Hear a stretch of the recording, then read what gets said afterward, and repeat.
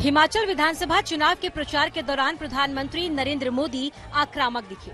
सोलन में रैली को संबोधित करते हुए पीएम मोदी ने कांग्रेस और आम आदमी पार्टी दोनों पर निशाना साधा। उन्होंने कहा कि कांग्रेस के बरसों के शासन में कई स्वार्थी समूह पैदा हो गए जो भारत को स्थिर नहीं देखना चाहते। पीएम मोदी ने केजरीवाल का बिना नाम लिए कड़ा प्रहार किया। उन्होंने कहा कि खुद को कट्टर ईमानदार कहने वाले सबसे ज्यादा भ्रष्टाचारी हैं। आज तक के मंच पर दिल्ली के सीएम अरविंद केजरीवाल ने आम आदमी पार्टी की जीत की भविष्यवाणी की। हालांकि कितनी सीटें आएंगी ये नहीं बताया। उन्होंने कहा कि आंकड़े को लेकर किसी और इंटरव्यू में जवाब देंगे। अहमदाबाद में केजरीवाल ने गुजरात के चुनावी सर्वे पर कहा कि जब दिल्ली में जीते थे तब भी सर्वे में सीटें नहीं मिली थी। केजरीवाल ने कांग्रेस की 5 सीटों पर ही सिमटने की भविष्यवाणी कर दी।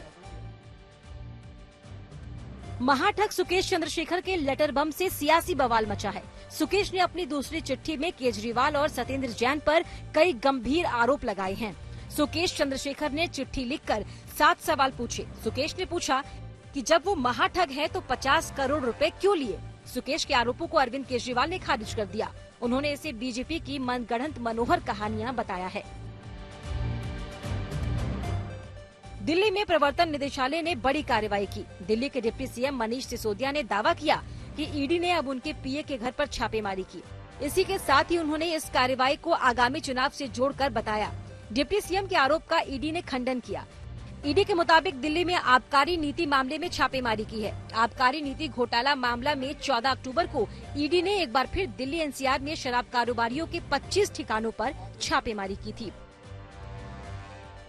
इंडिया टुडे कॉन्क्लेव में महाराष्ट्र के डिप्टी सीएम देवेंद्र फडणवीस ने उद्धव ठाकरे पर निशाना साधा। उन्होंने कहा कि शिवसेना ने हमारे साथ बेईमानी की थी। फडणवीस ने कहा कि शिवसेना को 2.5 साल सीएम पद का कोई प्रस्ताव नहीं था। वहीं एकनाथ शिंदे के मसले पर उन्होंने कहा कि शिंदे को सीएम बनाने का प्रस्ताव मेरा था। फडणवीस ने कहा कि शिंदे के साथ वो पूरी ताकत के साथ खड़े हैं।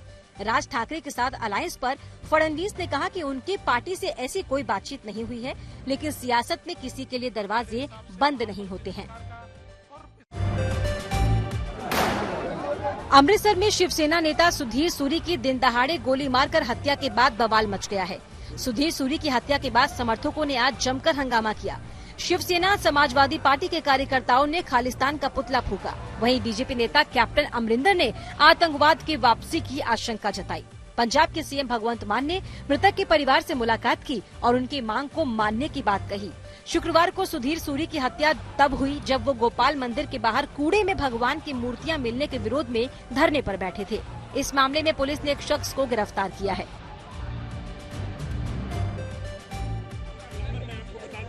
यूपी के माफिया मुख्तार अंसारी के विधायक बेटे अब्बास अंसारी को 7 दिनों के ईडी रिमांड में भेज दिया गया।